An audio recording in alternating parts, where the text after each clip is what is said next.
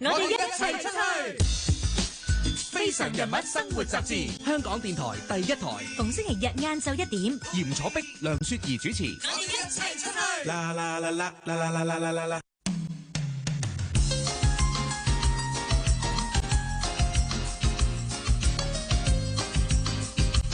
大家好，嚟到4月20號嘅非常人物生活雜誌，咁啊而家係復活節啦，咁復活節就大家都放假啦。Graby 有咩玩？就係今日咁咯，嚟咗呢度直播室啦。咁啊好興奮啦！咁做直播室嚟做訪問咧，好開心嘅，因為我哋每一次嘅節目咧都訪問到好多非常人物嘅。而我哋今日嘅非常人物咧，佢係8歲嘅時候咧就失去咗視力啦，但係佢克服咗種種嘅挑戰，仲成為香港首位視障心理治療師。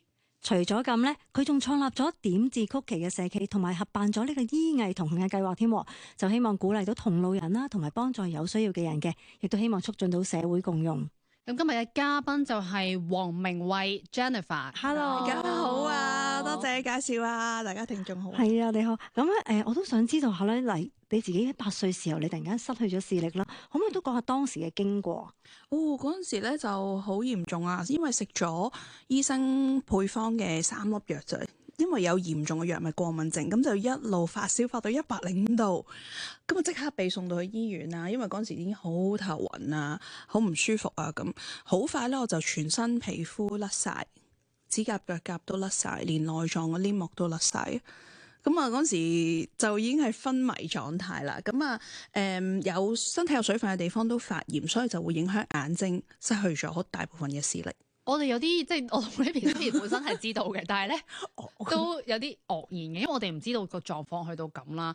第一個問題係點解會喺香港呢個醫療制度之下，咁我哋都仲會有呢啲藥物過敏？係咪因為你可能本身個人嘅體質過敏，而醫生都唔會知道？有冇啲可能係聽緊收音機嘅朋友仔，佢有啲咩要留意嘅咧？其實真係好難避免個原因咧，都係唔揾到啊，因為好罕有，好罕有。咁我大個咗之後咧，去做一啲嘅 research 咧，就發現100萬個人裡面可能有幾個會咁。咁而裡面嘅程度可能會唔同嘅，即係嚴重嘅程度。我就係應該係最嚴重咯，就係因為醫生以為我係唔會可以生存噶啦。哇！咁但係當你突然間咁瞬間去到咁惡劣嘅情況，咁你當時點面對啊？嗰陣時真係暈啊！我淨係記得我喺床上面好暈啦，好痛啦，因為冇晒抵抗力噶啦嘛。咁但係咧痛之餘咧，我心裏面咧感覺到好大嘅平安，因為我心裏面有6個字，就係不要怕，只要信。咁我心裏面就祈禱有個好大嘅平安咯。所以我細個就已經體驗到痛還痛，慘還慘係兩回事嚟嘅。不過仲痛緊嘅。但係你只係8歲啫，你喺8歲嘅經歷，點解會突然間會有呢幾個字出嚟？係咪不嬲都有呢一個平安嘅心，還是係突然間彈起？屋企咧就當時冇信仰嘅，咁但係咧我就喺一個基督教嘅小學啦，浸信會黎明才小學讀書，咁有聖經堂咧就要背金句，但係其實我嗰時讀書好差嘅，咁背金句咧6個字係咁短，咁咪容易記得咯。咁喺當刻咧就有呢6個字浮現喺心裏面。咁信乜嘢咧？不要怕，係啦，唔怕啦。咁但係要做啲咩啊？咁我就要信，我就祈禱咯，求神俾我一個平安。咁又真係好安心噶吓，好知道我一定會可以overcome 嘅，我可以跨越到呢個困難嘅咁。我當我可以喐翻嘅時候咧，我摸到點解張床咁多枯葉嘅？咁其實嗰啲就係皮膚嚟嘅咯。但係當時其實你係小朋友嚟嘅啫嘛。係啊。我哋其實訪問過好多唔同嘅朋友仔啦，佢可能係去到年長嘅時候啦，即係可能起碼都10零20歲先面對一啲身體嘅困難啦。但係你去到8歲嘅時候嘅你，但我聽落嘅你咧，好似係好成熟嘅一個心理狀態，就係我可以 overcome 到嘅，呢個唔係小朋友諗到嘅嘢嚟噶嘛？係啊，我收尾先知㗎。其實多10零歲嘅時候咧，都有一個青年嘅雜誌訪問咁樣啦。咁咧佢有問過我你有冇諗過呢啲事咧？即係咁嚴重嘅病咧，甚至就嚟即係死於亡嘅邊緣啦。有冇諗過點解喺你自己身上面發生㗎？咁樣我當時咧就覺得點解你問條咁嘅問題？我個答案就係Why not me？ 點解唔係我咧？因為我當時唔知道，原來人遇到苦難嘅時候就會問點解係我？點解係我？因為成個經歷咧，我覺得係一個好大嘅得着同埋恩典。雖然係好辛苦嘅，係痛到不得了嘅。我仲記得當我醒得翻嘅時候，喐得翻嘅時候，最尾咧我要學翻點樣行，因為個體重已經一路跌肌肉。係啊，你估唔到嘅 Vanessa， 你估下我幾多磅出現嘅時候？入院嗰時係70幾磅，可能冇咗20磅，冇咗20磅，其實係得翻20磅，得翻20幾磅，係咪好難過？係真係我都唔知，我收尾問翻我媽媽，佢先講俾我聽噶。係啊，咁即係嗰個狀態，我諗真係又好肉酸啦，又咪冇晒皮膚啊，冇晒指甲腳甲啊，我連條脷嘅皮都甩噶，耳仔啲皮咧係要鉗翻出嚟咯，我記得。咁你有冇問過你媽媽啊？咁我點生活啊？咁冇啊，因為佢咧嗰陣時係好小心嘅，媽媽、爸爸、兄弟姊妹咧係好叻啊！我覺得佢哋即係好保護我啦，反而係佢哋成日都諗有啲咩可以幫我做，我就調翻轉，我哋要爭嚟做咁樣咯。所以我覺得成個成長過程真係一個好大嘅學習啦，又有恩典又有福氣咯。咁所以我覺得Why not me？ 點解唔係我咧？因為嗰個經歷好特別啊！咁我爭嚟做，咁我又嘗試又做得到喎。咁阿媽就一路睇，一路好小心睇住我。自己剪指甲又得，做唔同嘢，慢慢先放手咯。咁你一路爭嚟做啦，咁攞到好多滿足感，但係生活上面都難免有好多唔同嘅挑戰。可能你好勇於呢啲挑戰啦。咁可唔可以講下呢啲嘅挑戰係啲乜嘢，同埋有啲咩力量令到你想對住呢啲挑戰呢？其實我覺得係身邊嘅人俾到我好大嘅愛心，令到我爭氣。第一就係屋企人啦，佢哋好有細心咁樣關心我啦。咁我就覺得我唔想令到佢哋失望，或者令到佢哋擔心。咁我就會諗方法去做我面前需要做嘅事咯。雖然可能好少嘅事，初先係食藥，要食好多好多唔同嘅藥。我記得可能要食10幾粒藥丸咁樣。咁我睇唔到我媽個樣啊，其實，但係我覺得佢有啲憂心啦。咁我就諗緊點樣可以令到佢冇咁憂心咧？我話我表演唔用水吞晒啲藥俾你睇咁樣，係咪好苦啊？咁但係咧，我覺得原來我真係得嘅喎。當刻我就覺得原來我係有信心做咧。要試下就得噶啦，同埋身邊真係好多天使。咁當時咧，莊陳友先生就係義務咁教我點字啦。咁啊，我又見到佢係一個視障，佢係失明嘅人，佢又好叻。咁我就諗下如果我睇唔到，其實我都有好多嘢可以做到，即係啟發到我。咁連一啲社區人士都係好關心我。咁啊。即係我有個 uncle 嘅黃克勤，佢係黃克勤教授啦，佢又好鼓勵我，佢用佢唔同嘅方法去鼓勵我咯，去諗會唔會錄音俾你聽？當時冇咁方便或者一啲唔同嘅電子產品啦，係啦，咁啊去幫我哋，咁所以我覺得好受鼓勵咯，所以我都要努力啲，要爭氣啲。咁呢個係你復原時候嘅你啦，咁你就好彩，亦都係靠你自己，靠屋企人嘅一啲照料啦，就終於可以翻到學啦。咁但係你翻學咧就唔係好似我哋知道嘅，可能去深光盲人學校翻學，你係去主流學校翻學嘅。係啊，咁有個狀況係點樣咧？嗰陣時咧就冇乜視障嘅小朋友喺主流學校讀書嘅，但係因為我除咗視障之外咧，身體都好差啦。即係又哮喘啊，咁行步路都唔得，所以我第一個咧，我就要多謝我細佬啦。嗰陣時我因為病完之後，我就要冧咗班，就要同佢同一個班咁樣，係同一個年級。咁佢就幫我孭書包啊嗰啲咯，佢又好照顧我嘅，好乖仔嘅，依家都好乖仔嘅。咁啲老師又好好。咁頭先有提過我喺浸信會黎明才小學啦，當時嘅校長係鄧美仙校長。我班主任咧又係好好嘅 Miss 張，張瑞如老師依家都係一間學校嘅校長啦，喺浸聯小學。咁當時佢都係好細個嘅啫，即係我個班主任，佢會嚟醫院探我㗎。咁佢同另外一個老師何慧芝老師，到依家我哋都好緊密聯繫嘅，即係都有聯絡嘅。過咗咁多年，就係因為嗰份愛心啊，好鼓勵，即係點解老師會嚟醫院探學生嘅咧？我收尾訪問翻我啲老師咧，我話你嚟嗰陣時覺得點啊？跟住話超驚啊，因為要對住個哇睇唔到嘢啦，又你嗰時已經包住咗隻眼啊咁，同埋啲皮膚仲係好差噶嘛，即係甩完又再生翻咁，都好肉酸嘅我諗。同埋唔知講咩好啊。係啊，你有個心，但係好多時候大家都係唔知應該同個病人講咩好咧？問你見點啊？好似好奇怪咁啊！呢個問題梗係唔舒服啦。你講得啱。咁你作為一個心理治療師，你又覺得點樣應該同病人點樣相處咧？其實咧，你同佢真係陪伴佢啦，去認同佢嘅感受啊，即係佢嘅你try to 啦，去明白佢嘅感受，其實已經係一個好大嘅支持。當時咧，我先提過我個班主任 Miss 張咧，我知道佢收尾咧有 attempt 過去嘗試咧學點字添啊。咁即係我諗有呢個心咧，就已經係一個好 surprising，即係對我嚟講係一個和諧。咁你又咁努力嘅，咁我都要努力啲啊。咁當然即係佢其實冇需要做啊，因為得我一個視障學生啫嘛。咁做老師亦都有好多好多唔同嘅工作要處理，要 take care of 第啲嘅同學仔。咁但係佢哋嘅愛心其實有講出嚟冇講出嚟，我都收到咯。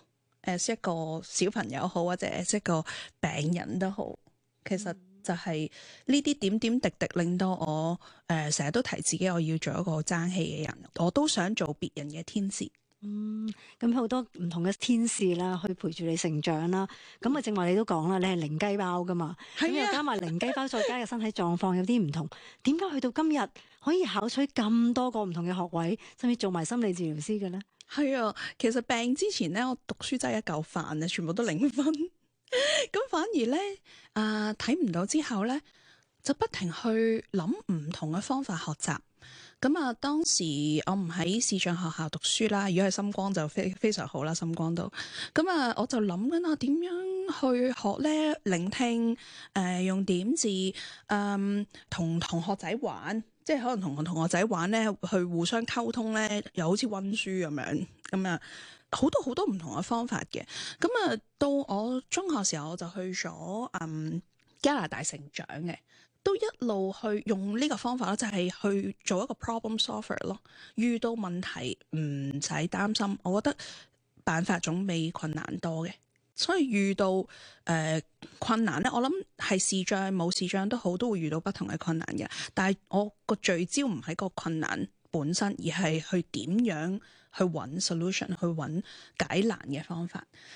所以到中學嘅時候咧，又好幸運地啦，身邊啲老師同學依然都好好啦。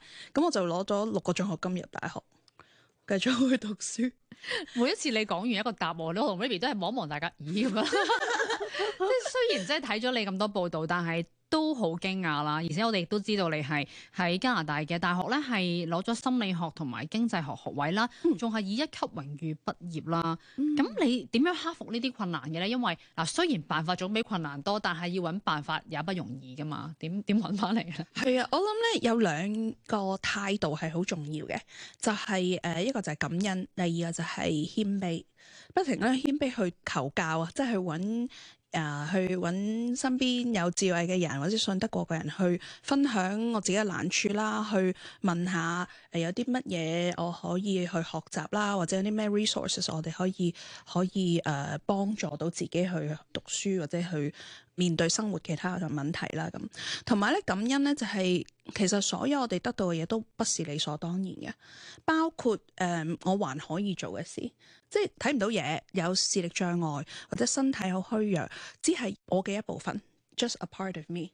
但係我感恩嘅就係，我仲可以食到嘢，我仲可以喐到，我仲可以思想到。咁其實呢啲都唔係理所當然嘅咯。咁但係我聚焦喺我生命嘅亮點嘅時候，其實嗰啲缺陷咧依然都喺度，我接納佢就可以啦。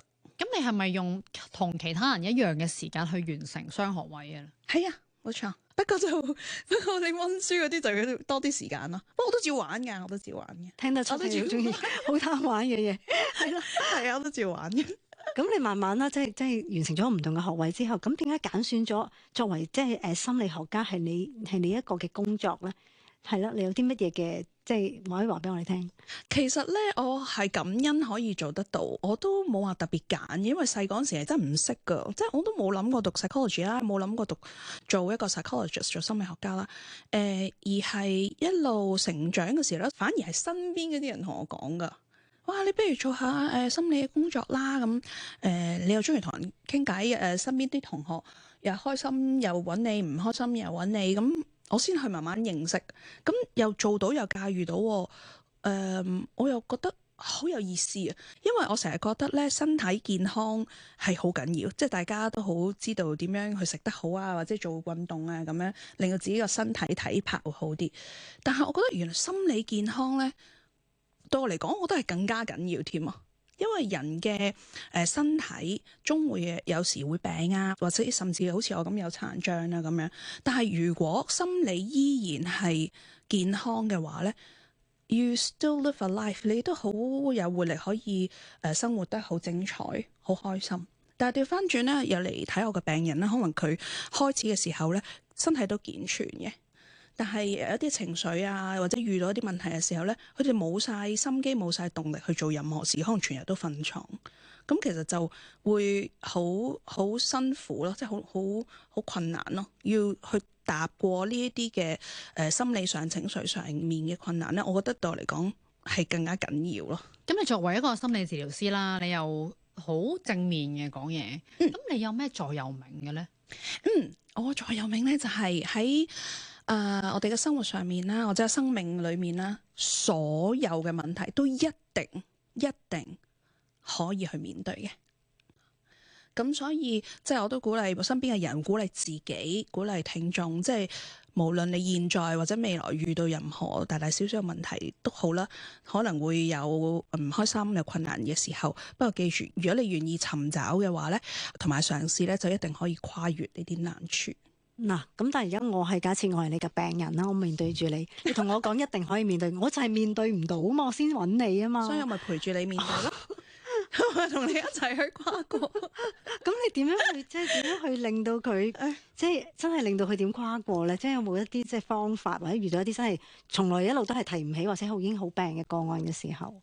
絕對有㗎，因為咧最開始咧，其實我要去明白佢先，或者去validate 對方啊，要真係俾佢唔開心，唔係話啊你唔好唔開心嘅，冇得咁樣㗎嘛，而佢一定有啲原因令到佢好沮喪啦，好有難處啦，甚至有啲嘅係一個病啦咁，所以呢個唔係你嘅錯嚟嘅嚇，只不過我哋係要花啲心機、花啲時間同你同行，去揾方法去處理佢啫。咁喺心理學上面嘅心理學家咧，有好多嘅向度可以去幫忙嘅。咁當然啦，亦都有時候咧要去揾醫生一齊去合作嘅，唔係淨係心理學家就處理晒所有問題咯。我都會好有興趣知道，作為一個心理學家，佢點樣去面對自己情緒不穩嘅時候啦，或者點樣去度過自己難關嘅時候。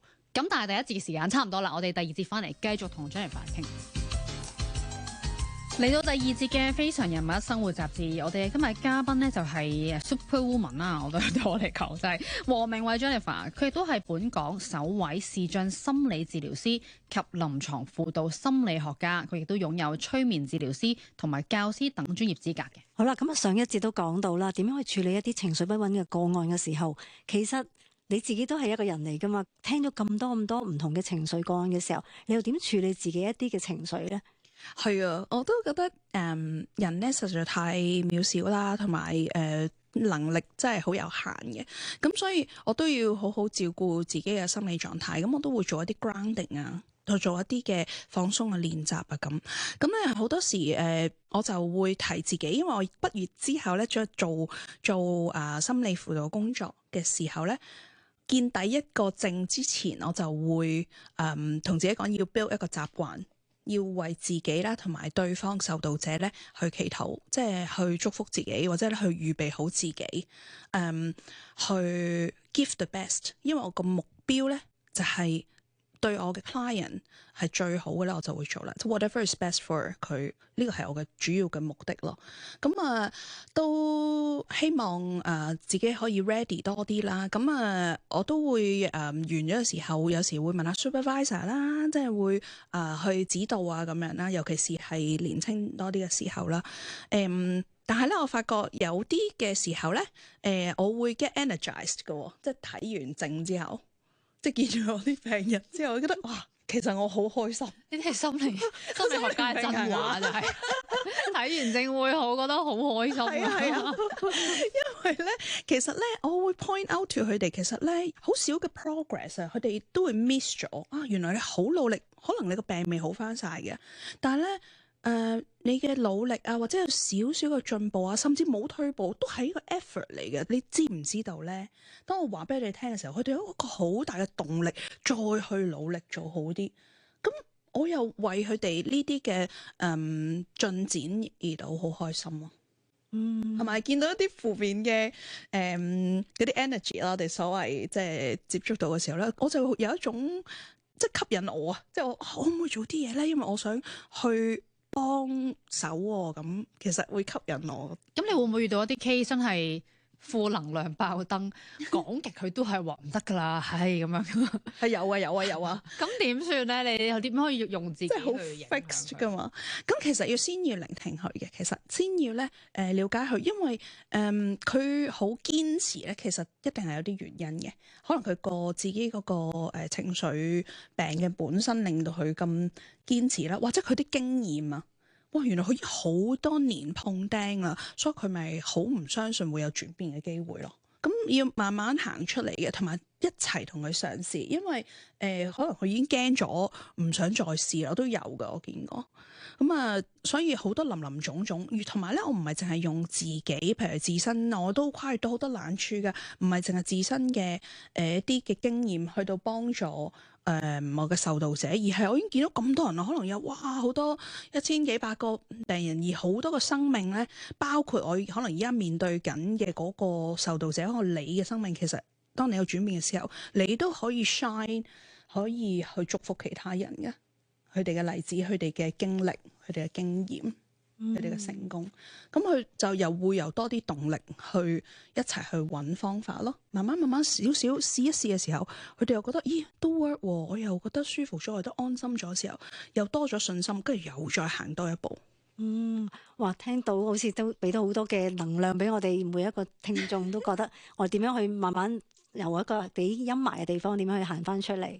咁我都知道你都係不停去幫人啦。其實你就算做心理治療師或者做其他工作，咁我見到你都有同一啲即係可能都係想為住自己嘅群體或者盲人啦，都去鼓勵佢哋，就亦都創立咗個點字曲奇。咁其實呢個點字曲奇呢個社企項目嘅其實理念係乜嘢咧？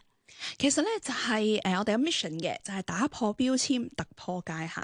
原來咧全世界咧都未有人做過點字曲奇嘅，同埋咧亦都冇視障人士做過一個食品品牌啊。咁係一個好正面嘅突破啦。希望咧鼓勵身邊嘅人咧都去打破一啲負面標籤，因為好多負面標籤咧都剝奪能力、機會同埋生命啊。亦都唔係淨係在於一啲殘疾人士嘅，係所有人都係。你會唔會標籤自己，覺得自己唔做到certain things，或者你其他人有冇一啲標籤咧？即係肥仔係咪一定懶嘅啲咁樣咧？咁但係，我想大家都有個 second thoughts， 可能唔係喎。當你有呢個打破呢啲嘅標籤嘅機會嘅時候咧，其實嗰個世界就會唔同噶啦，因為你可以去發掘更加多你自己啦，或者身邊人你可能冇諗過嘅能力咯。咁你想點樣去推動社會對於視障人士嘅認識同埋理解咧？其實我覺得係 experiential 好啲嘅，多啲去體驗。除咗我哋做曲奇餅之外咧，我哋有工作坊啦，即係都有蒙眼整曲奇啦。咁啊，原來你蒙住眼嘅時候，你點同人哋溝通？你先聽得到人哋講啲乜嘢，或者聽唔到啊？其實係點樣去互相理解，亦都知道，自己都有一啲弱點同埋強處，每個人都有嘅一啲弱點同埋強處。而正正因為每個人都有弱點咧，其實呢個係好事嚟嘅，我哋可以互相去學習咯，互相去尊重，甚至互相欣賞。咁呢個世界就會更加好，唔係一個人玩晒咯，冇人可以做晒所有嘢。咁我想知道個點字曲奇其實有啲咩嘢好唔同嘅特別？係咪其實個曲奇係咪有啲特別？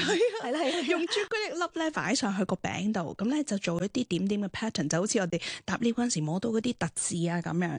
咁但係見字嘅人咧係唔會用噶嘛，即係同你無關。但我擺喺曲奇餅上面咧，原來一盒曲奇餅每一件咧就係一個英文字母對住一個點字解碼表咧，你就知道原來我送俾你一盒曲奇咧，寫住 I love you 咁樣。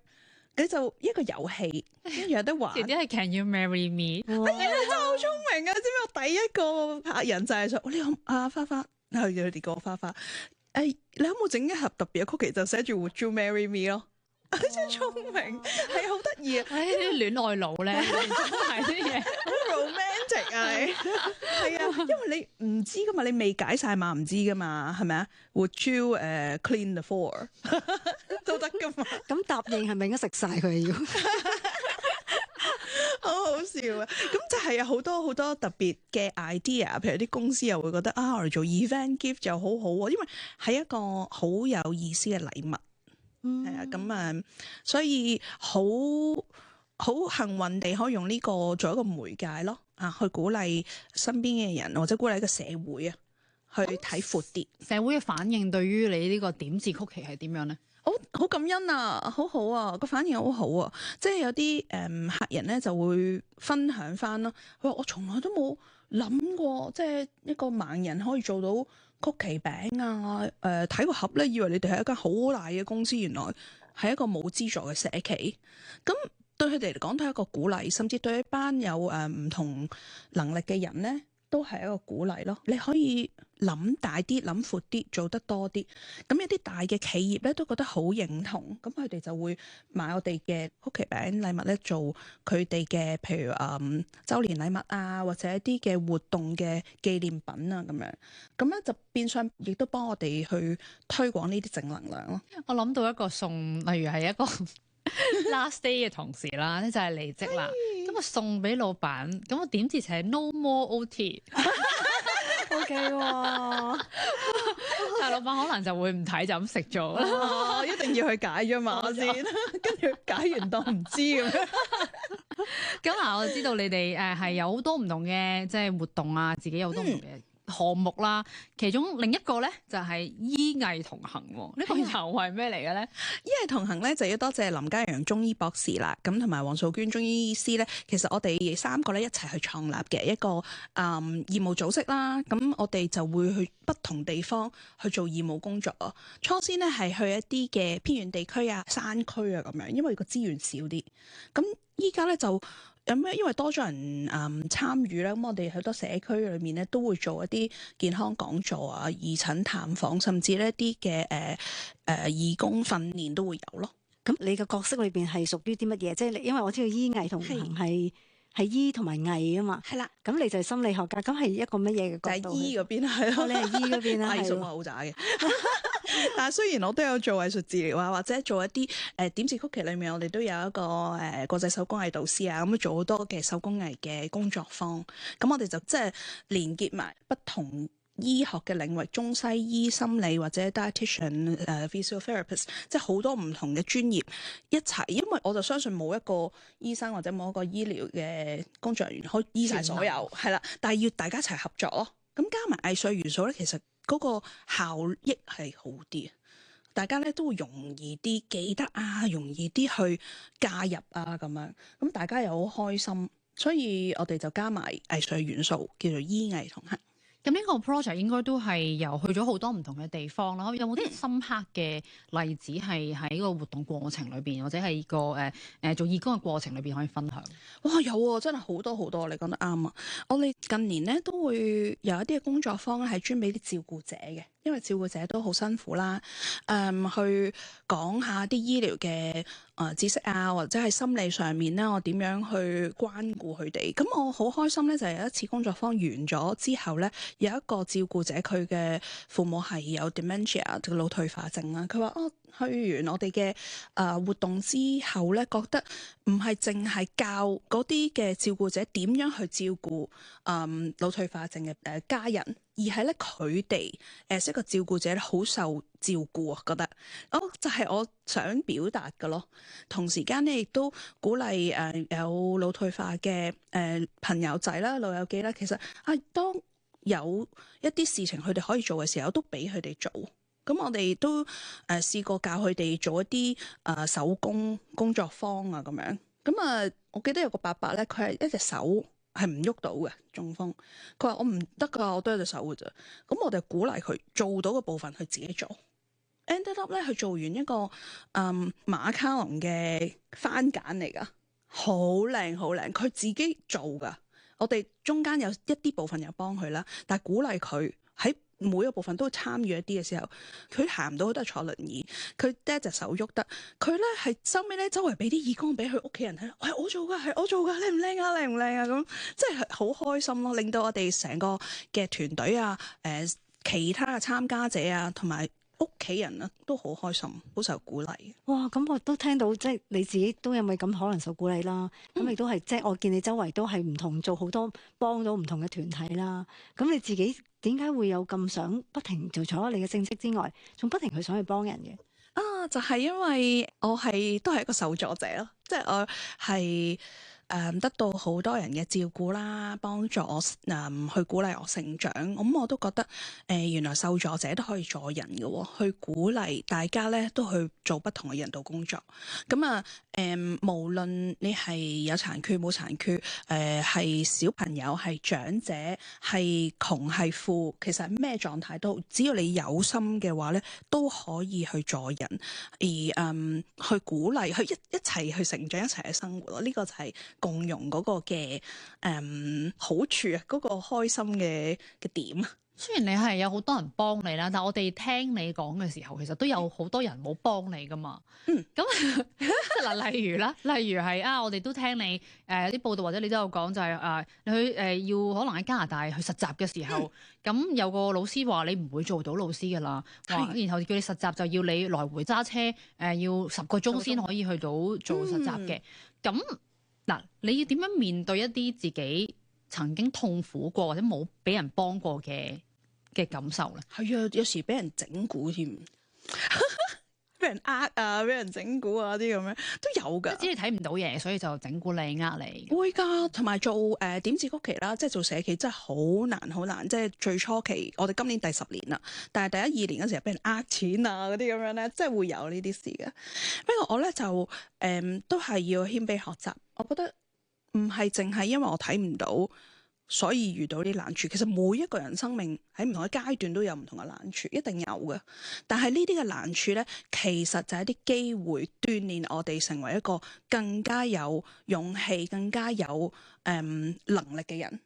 因為冇呢啲鍛鍊咧，就學唔到㗎。即係好似你唔流汗，你唔會訓練到你啲肌肉。You sweat then to build 你嘅 muscles。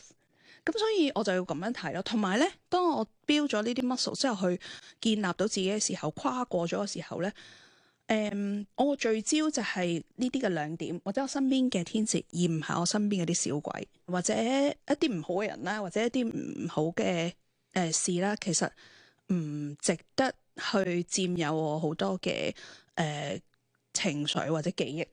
所以呢個就係你點樣去調整自己心態去睇一件事咯。我同 Ruby 都學到嘅，係咁點頭，係咁點頭。係咯，好 remind 到我哋，即係好多要提點。有時我哋即係情緒係一線之差嘅啫嘛。即係你同一半杯水一樣啦，你覺得可能係好多，亦都可能話覺得佢係好少都未定。點樣去衡量你自己嗰個價值啦？嗱，你正話一路都講住咧，你好希望推動個社會共融。咁你點樣睇呢個社會共融咧？其實有好似咧喺幾個月之前啦，咁點字曲奇有10週年嘅一個活動咧，其實我哋做咗噶啦，係一個世界紀錄啊！咁啊一齊去做點字曲奇。咁但係咧，其實唔單止咁簡單嘅，我哋當中咧就支持咗11間嘅受惠機構係 NGO，咁佢哋喺唔同嘅範疇裏面咧去服務呢個社區嘅。咁裏面有服務視障人士啦、聽障人士、智障人士、肢體殘障嘅，又有精神病康復噶啦，有唐氏綜合症、有抑鬱症、有少數族裔、有低收入家庭等等，咁多元嘅，即係我覺得多元人才、多元文化、多元共融係好緊要，因為每個人呢都一定有啲嘢唔做得到嘅，但係我亦都相信每一個人都一定有嘢做得到同埋做得好。咁一齊去合作，一齊去生活嘅時候咧，呢個就可以互補不足啦。呢個就係多元共融。咁但係有冇啲嘢即係覺得通常就睇你就好多嘢都係睇好正面啦。咁但係你知社會都有啲不足嘅地方咁啊，例如啲可能一啲唔共融嘅地方，咁你又點樣去拆解呢啲嘢咧？要講啊，要 advocate， 即係要企出嚟去講，或者咧去諗下唔係淨係去 point out 咯。係唔係淨係指出嚟呢度唔好嗰度唔好，而係我諗緊我有冇機會可以去令佢好啲咧？因為如果我都睇到有啲嘢唔好嘅時候，係咪我都有責任去做一啲嘢，或者去同人傾咯？即係如果我冇咁多能力嘅，我咪去提出一啲意見啊，或者去鼓勵啊，咁去逐少去改變，希望呢個社會變得更加好。咁你又點睇？嗱，知道你嘅生命故事都好多人哋知道咗啦。你點樣睇你而家好多嘅得到嘅一啲嘅獎項咧？因為我知道你有好多獎項嘅，自己慢慢數下啦。係啊，好感恩嘅。啱啱又有呢個南華早報嘅香港精神獎啦，又有義務工作發展局嘅義工獎啊，咁等等。但係呢啲所有嘅獎項咧，其實我覺得係一個服侍嚟嘅。係一個鼓勵，當然我都好開心，我做嘅工作係得到認同同埋鼓勵。但係我更加想咧去鼓勵身邊嘅人去一齊去做。其實我覺得我身邊好多嘅無名英雄咧，其實都好值得有呢啲嘅獎項咯。尤其係不同能力嘅人啦，頭先我講受助者都可以助人啦，唔好睇小自己。其實你都好配得有呢啲獎項嘅。咁不如就一齊去做多啲有意義嘅工作，令到呢個社會變得更加美好啊！咁你嗱係一個心理學家啦、治療師啦，又係一個社企嘅即係創辦人啦。未來有啲咩計劃咧？呢個咧就係其實心理工作我就好有信心嘅，我就一路都好感恩地做得好嘅。我係最覺得難處咧就係做社企，但係咧我亦都好覺得好多恩典啊！即係已經捱咗10年啦，我就想嚟緊咧，希望可以再做好啲。即係例如會唔會我哋可以有申請一啲funding設自己嘅廠房啊咁樣。咁但係呢個真係好實在嘅一啲嘅考量，同埋好多嘢要學咯。因為我哋從來冇申請過funding啊。咁跟住又點做咧？又要人去幫手啦，又要多啲人去參與啦，又有資源我先可以訓練到多啲唔同嘅人去一齊去合作啦。咁所以我覺得呢個計劃咧係好難達到嘅，不過我會努力嘅。或者係學習點樣揾人幫你寫呢啲 proposal 去申請 funding 已經係第一步啦。冇錯，都唔一定要所有嘢都要自己做嘅。冇錯，係，尤其是正話都啱諗即係我哋正話都即刻愕然話你未攞個 funding 嗰刻，證明你嘅點字曲奇一路都好受認同，可以即係自負盈虧。係啊，自負盈虧，感恩。話難都做咗10年。係啊，咁最後有冇啲咩想同公眾聽眾去講？有呢個機會啦，可以同大家分享故事啦。咁我成日覺得咧，每個人咧 ，everybody worth a book，即係每一個人嘅生命故事，其實都有好多可以學習嘅地方嘅。最緊要唔好睇小自己，同埋咧不停去找亮點，找你生命嘅亮點。你一定有一啲嘅福氣，有啲嘅身邊有啲嘅好人係值得你去聚焦，去感受一下，你都係一個被愛、被尊重、被接納、被欣賞嘅人。好啊，好似你哋個點字曲奇嘅 slogan 咁啦，打破標籤，突破界限。希望你哋未來10年都做到啦。咁今日我哋嘅節目差唔多啦，咁多謝晒 Jennifer 黃明慧嘅，多謝晒，好，拜拜，拜拜。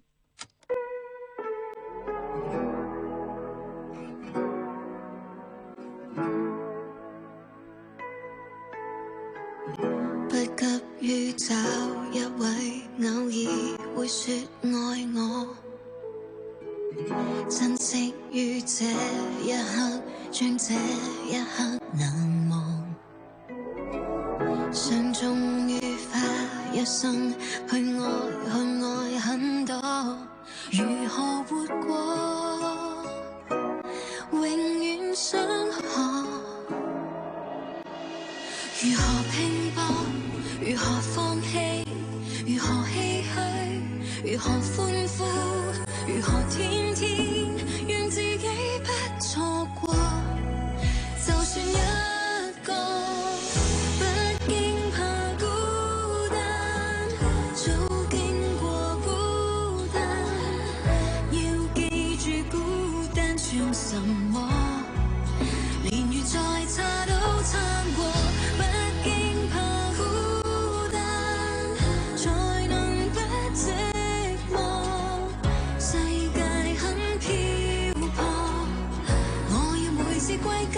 感激漂亮的光。